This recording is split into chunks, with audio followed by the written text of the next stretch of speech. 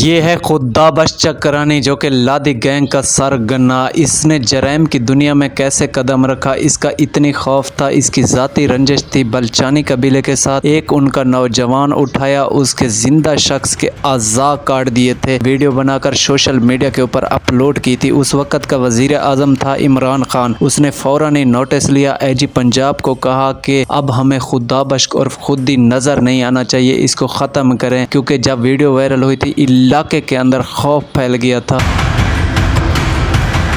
میرے دیکھنے اور سننے والوں کو سب سے پہلے میری طرف سے السلام علیکم۔ آج بات کریں گے خدابش اور خودی چکرانی کے اوپر۔ یہ ڈاکو کیسے بنا، اس کے پیچھے کون سے لوگ تھے، کیا اس کی ڈاکو بننے کی خواہش تھی یا حالات نے اس قدر مجبور کر دیا کہ اس نے بندوق ہاتھ میں اٹھا لی۔ آج اس سے پردہ اٹھانے والے ہیں۔ یہاں پر میں ایک بات کلیئر کر دوں، ہمارا مقصد کسی کرمنل ایکٹیویٹی یا جرائم پیشہ لوگوں کو پروموٹ کرنا ہرگز نہیں ہے۔ ان کی زندگی سے جتنی بھی جڑی ہوئی کہانیاں ہم آپ کے سامنے وہ لے کر آتے ہیں تاکہ سنیں، انجوائے کریں اور ان کی زندگی سے کچھ سبق سیکھیں، تاکہ برے کام کا انجام ہمیشہ ہی برا ہوتا ہے۔ اگر ویڈیو کو ابھی تک آپ نے لائک نہیں کیا تو ایک پیارا سا لائک کریں، اس ویڈیو کو اپنے دوستوں کے ساتھ ضرور شیئر کریں، اپنی رائے مجھے کمنٹ باکس کے اندر دیجیے۔ آج خدابش چکرانی کی ہسٹری ہم سیریز بات طور بنا رہے ہیں، یہ پارٹ 1 ہے اور پارٹ 2 پارٹ 3 بھی آئے گا۔ اور اگر ابھی تک آپ نے ہمارے چینل کو سبسکرائب نہیں کیا تو چینل کو بھی پلیز سبسکرائب کر لیں، اور سبسکرائب کرنے کے ساتھ ساتھ اس کے بیل آئیکن کو آل پہ پریس کر دیں تاکہ ہم نیکسٹ ویڈیو جب اپلوڈ کریں گے تو سب سے پہلے نوٹیفیکیشن آپ کے پاس پہنچ سکے۔ اچھا، جن دوستوں نے میرے کہنے پر میرے چینل کو سبسکرائب کر دیا ہے تو ان کا میں دل سے شکریہ ادا کرتا ہوں۔ بڑھتے ہیں کہانی کی جانب۔ خدابش اور خودی چکرانی کہاں کا تھا؟ یہ ضلع ڈرغازی خان تک کا تھا اور یہاں کا ایک قبیلی علاقے سے اس کا تعلق تھا۔ ڈی جی سیمنٹ فیکٹری کا یہ رہائشی تھا۔ خدابش اور خودی چکرانی یہ لادھی کیسے بنائی، اس کو لادھی کا لقب کیوں دیا جاتا ہے، میں آپ کو بتاتا ہوں۔ سب سے پہلے اصل بات یہ ہے کہ یہ خدابش چکرانی اصل لادھی نہیں تھا، اصل لادھی جو تھے وہ اور کوئی تھے، ان کا نام بتانا ضروری ہے کیونکہ یہ سیریز ہے۔ پھر خدابش کی انٹری بھی اسی گینگ کے اندر ہوتی ہے تو خدابش کو پھر لقب دیا جاتا ہے لادھی گینگ کا۔ وہ لادھی کون تھے؟ سب سے پہلے میں آپ کو بتا دوں کہ ایک محمد لادھی نام کا ایک لادھی تھا، محمد لادھی، وہ ایک لادھی تھا اور اس کی ابھی نسل چل رہی ہے کہ پھر لادھیوں کا لقب دیا جاتا ہے خدابش کیونکہ خدابش نے اس گینگ کے اندر شمولیت اختیار کی تھی تو پھر خدابش کو ہی لادھی کا لقب دیا جاتا ہے۔ محمد لادھی کی بھی رہائش ڈی جے سیمنٹ فیکٹری کے ساتھ تھی، وہ بھی وہاں کا رہائشی تھا اور خدابش بھی وہاں کا رہائشی تھا۔ ایک قوم اور بستی ہے وہاں پر جندانی، جندانیوں کے ساتھ محمد لادھی کا تھوڑا سا جھگڑا ہوتا ہے۔ وہ جھگڑا کس بات کے اوپر ہوتا ہے؟ تھوڑی سی زمین ہوتی ہے، اس زمین کے اوپر ایک لین ہوتی ہے، وہاں لین کے اوپر ایک درخت ہوتا ہے، اس درخت کا جھگڑا ہوتا ہے۔ محمد لادھی کہتا ہے یہ میرے حصے میں ہے اور جندانی کہتے ہیں یہ درخت ہمارے حصے کے اندر ہے، تو ان کی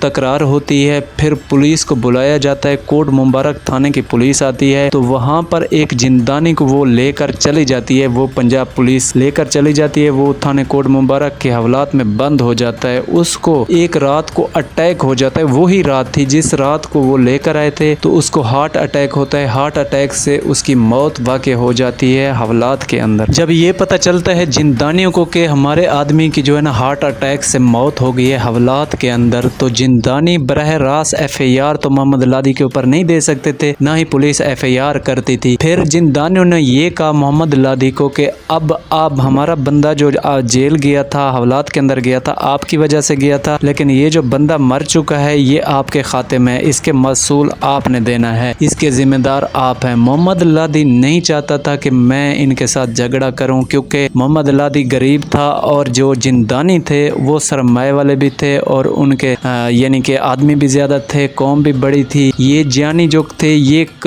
بہت ہی کم بیٹھے ہوئے تھے محمد لادھی کے ساتھ، محمد لادھی یعنی کہ اکیلا بیٹھا تھا جندانیوں کے ساتھ۔ تو پھر محمد لادھی نے سوچا کہ یہاں پر تکرار یہ ذاتی دشمنی کی طرف بڑھ جائے گا اور بھی ہمیں نقصان اٹھانا پڑے گا کہ میں جو ہے نا نقل مکانی کرتا ہوں۔ وہاں سے اس نے ہجرت کی ہے، یہ پھر چلا گیا ہے پہاڑ کے اندر، وہاں پر درہ سفیدہ ہے، یہ وہاں پر درہ سفیدہ کے اندر رہائش پذیر ہو جاتا ہے محمد لادھی۔ عرصہ دراز चलता रहता है, ज़िंदगी गुजरती रहती है मोहम्मद लादी की भी, और मोहम्मद लादी नीचे नहीं आता था। फिर जिंदानियों ने क्या सोचा कि अब मोहम्मद लादी चला गया है, अब उन्होंने ये किया कि पुलिस को इस्तेमाल करना स्टार्ट कर दिया जिंदानियों ने। जिंदानियों के पास तो पैसा था, अगर नीचे कोई भी जराइम होता था, कोई डकैती होती थी, किसी की चोरी होती थी, तो वो FIR मोहम्मद लादी के ऊपर हो जाती थी। वो जिंदानी पुलिस को सपोर्ट ये कर रहे थे, बताते थे कि मोहम्मद लादी आता है, नीचे वारदात करके ये चला जाता है। फिर जिंदानियों ने ये काम स्टार्ट कर दिया, क्योंकि जिंदानी बरह रास्त उसके ऊपर FIR तो नहीं करा सकते, क्योंकि वो पुलिस कस्टडी के अंदर उसकी मौत हुई थी। जो जिंदानी कबीले का शख्स हवालात के अंदर बंद था ना, तो फिर जिंदानियों ने यही सोचा कि अब हमने किसी न किसी तरह नुकसान ही पहुंचाना है। मोहम्मद लादी अपनी ज़िंदगी वहाँ गुजार रहा था, तो नीचे वो आ नहीं सकता था। फिर उसने सोचा कि मैं भी इस यानी कि FIRों के चक्कर में आ चुका हूँ, अब मेरे जो बच्चे हैं इनकी ज़िंदगी भी ये पहाड़ के अंदर ना कोई तालीम हासिल कर रहे हैं ना कुछ, क्योंकि जहाँ पर पहले बैठा था DG सीमेंट फैक्ट्री के साथ में, वहाँ पर जो थे एक मदरसा था, दीनी तालीम हासिल करते थे इसके बच्चे। खुदा बख्श भी इसके बच्चों के साथ ही पढ़ता था। ये उस वक़्त की बात कर रहा हूँ, ये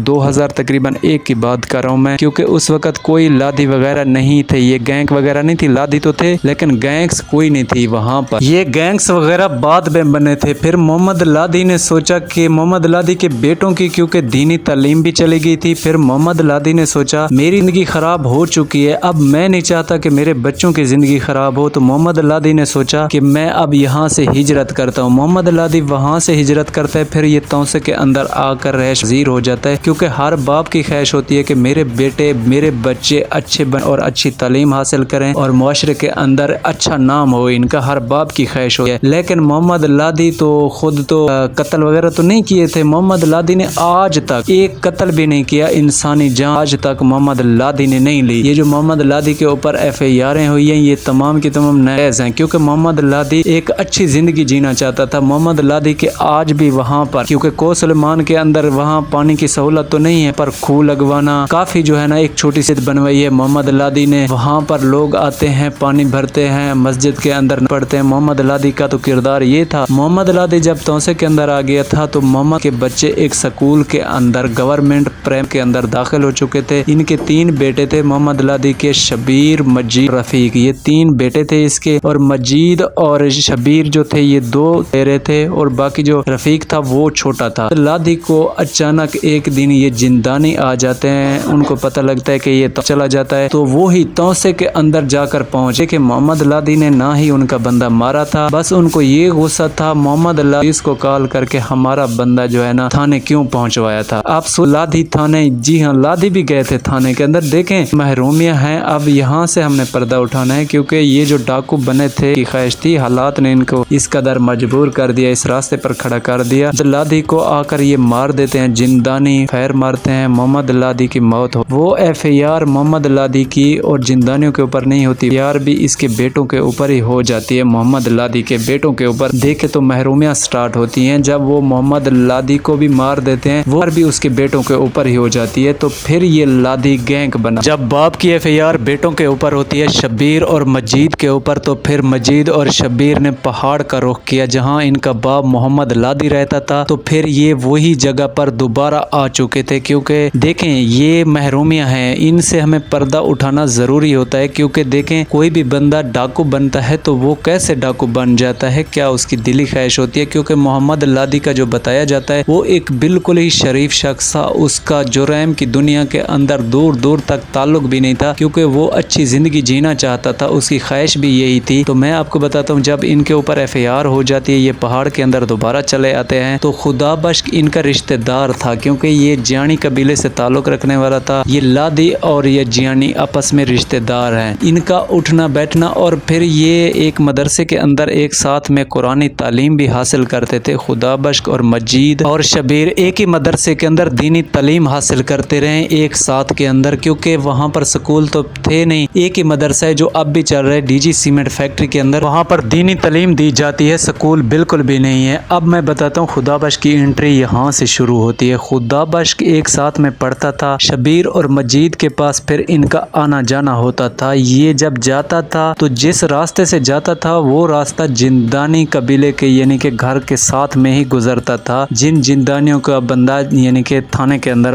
हार्ट अटैक की मौत موت سے مر گیا تھا، اس کا جو ان کا گھر تھا اسی راستے سے خدا بخش آتا جاتا تھا۔ زندانیوں کو یہ بات اچھی نہیں لگتی تھی، کیونکہ زندانیوں کو پتا تھا جب باپ کی FIR بیٹوں کے اوپر ہو گئی ہے تو اب یہ ہمیں نقصان پہنچائیں گے، کیونکہ زندانی چاہتے تھے تو خدا بخش کو کسی طرح یا روکیں یا اس راستے سے ہی ہٹا دیں۔ پھر زندانیوں نے ایک پلان بنایا، اس پلان کے اندر یہ تیار کیا کہ اب خدا بخش کو پکڑنا ہے، پکڑ کر اس کے اوپر کوئی ڈکیٹی یا چوری کا پرچہ دینا ہے۔ خدا بخش ایک عام شخص تھا، اس کے اوپر اس وقت کوئی FIR نہیں تھی، نہ ہی کوئی لادھی گینگ تھی۔ ایک لادھی کا نام ہے جو آج تک اس گینگ کو لقب دیا جاتا ہے کہ لادھی گینگ۔ تو خدا بخش ایک دن وہ اس راستے سے جا رہا تھا تو خدا بخش کو اچانک وہ زندانی پکڑ لیتے ہیں۔ زندانی پکڑ کر پاؤں کے اندر فیر بھی مار دیتے ہیں، ٹانگ کے اندر، یعنی کہ اس کو فیر لگ جاتا ہے۔ پھر زخمی کے اندر اس کو DG خان ہسپتال لایا جاتا ہے۔ پھر زندانی کہتے ہیں یہ ڈکیٹی کرنے آیا تھا، ہمارا موٹر سائیکل چھین رہا تھا، وہ ڈکیٹی کی FIR بھی اس خدا بخش کے اوپر دے جاتے ہیں۔ خدا بخش پھر جیل کے اندر چلا جاتا ہے، 1 سال تک جیل کے اندر رہتا ہے خدا بخش۔ پہلی FIR خدا بخش کے اوپر وہی تھی۔ اب میں آپ کو بتاتا ہوں خدا بخش کی انٹری تو یہیں سے شروع ہوتی تھی۔ جیل کا سفر کیسا تھا خدا بخش کا، اور جیل سے کب واپس آیا، تو یہ نیکسٹ ویڈیو کے اندر بتائیں گے، اور زندانیوں کے ساتھ اس کا کیسے جھگڑا ہوا یہ ہم نیکسٹ ویڈیو کے اندر کوریج کریں گے۔ اگر کوئی بندہ میری یہ ویڈیو اس علاقے سے دیکھ رہا ہے تو وہ ضرور اس بات سے ایگری ہوگا، ان کی یہی محرومیاں تھی، اور